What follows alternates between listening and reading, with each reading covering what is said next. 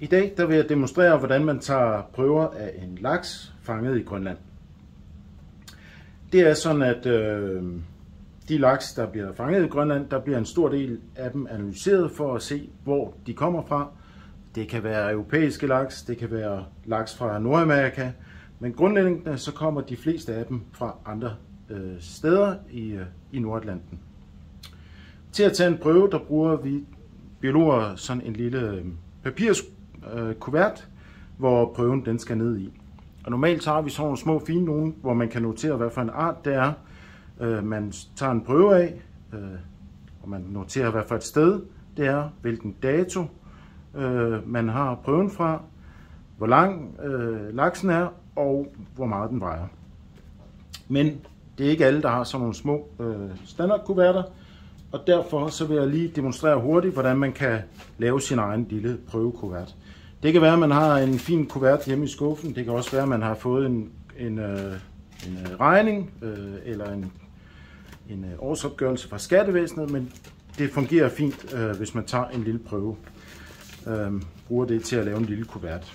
Og en kuvert, den er typisk 10 cm gange med 6 cm. Så lige demonstrerer det. Jeg folder lige en her. Sådan. Jeg har også foldet den på midten. 6 cm. Det er den til.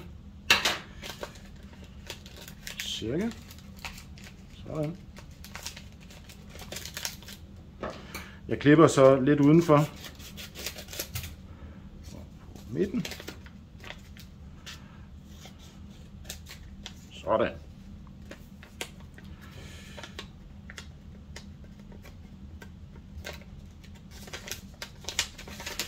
Så nu har jeg papiret sådan her, og så det eneste jeg mangler, det er lige at klippe en side af.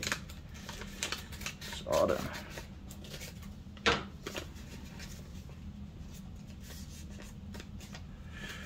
Nu skal jeg lige have fikseret kuverten. Til det, der kan jeg godt bruge en lille strimmel tape, for eksempel. Sådan.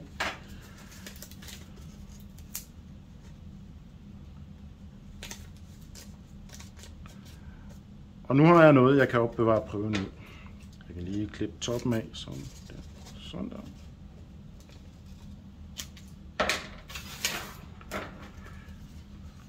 Sådan. Nu er jeg klar til at tage en prøve. Det er også meget rart, hvis jeg har et lille stykke papir at lægge prøven på. Så jeg kan lige klippe et lille snit her. Så er sådan et lille stykke foldet papir, hvor skæl fra laksen og en lille vævsprøve kan ligge i.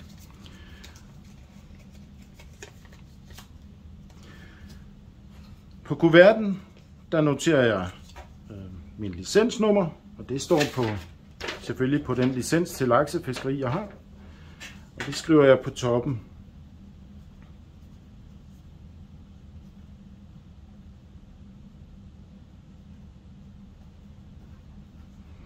På den måde så findes kontaktoplysningerne allerede i register.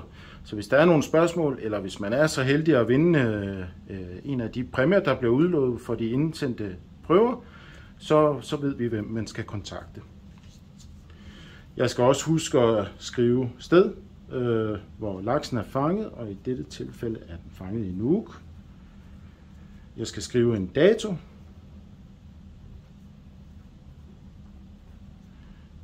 Og et årstal. Og dernæst så mangler jeg kun at måle laksens længde og finde dens rensede vægt.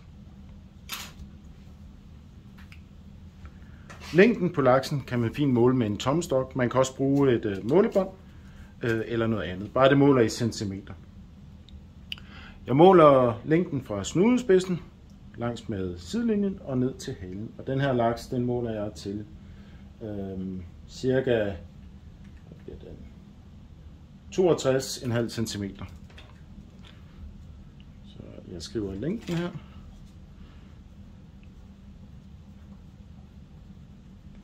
Og så mangler jeg bare vægten. Jeg kan fint bruge en køkkenvægt, og gerne en digital vægt, men hvis man ikke har en vægt derhjemme, så er det ikke den store katastrofe. Sådan. Den her laks, den vejer lige over 2,5 kilo.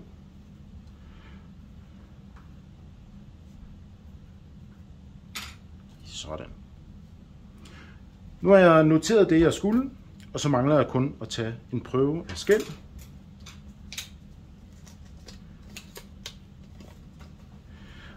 Jeg skraber skællen af området her ved, på siden af laksen. Der er ikke brug for så forfærdeligt mange, 10-20 stykker af rigeligt, til at analysere, hvor længe laksen har opholdt sig i, hvor mange år den har været i ferskvand, før den svømmer ud i havet. Og dernæst skal jeg også have et lille stykke væv til DNA-analyse. Jeg kan fint tage et lille stykke af fedtfinden, sådan, og lægge ind.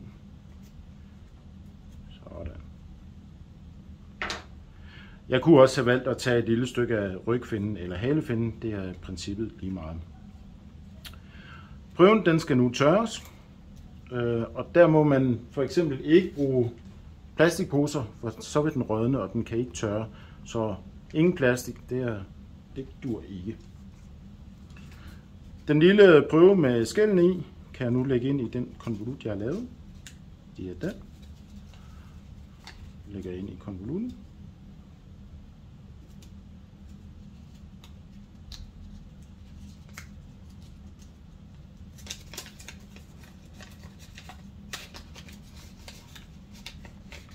Sådan. Den er nu klar til at blive tørret og sendt. Sådan.